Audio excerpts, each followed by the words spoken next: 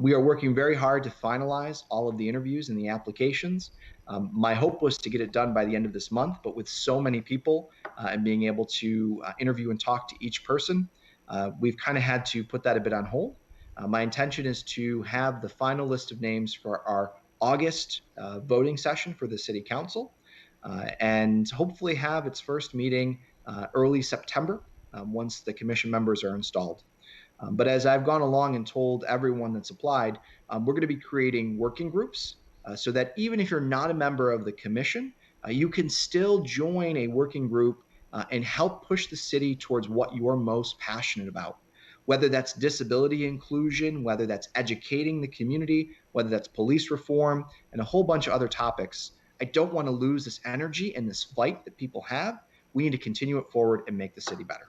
Yeah, and I think that's the big takeaway from seeing all of this public participation, Mayor, is for a long time, city council meetings would only include the news media and a few people who were there to talk about specific issues, where we saw hundreds of people take to the streets and say that it's time for change and they want to be the change.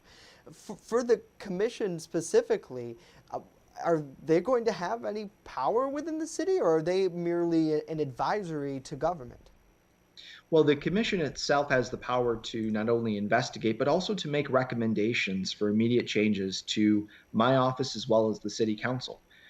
We have to, as you probably know, and as well as your viewers, we have to undergo a review of our police practices in order to retain state funding by next year.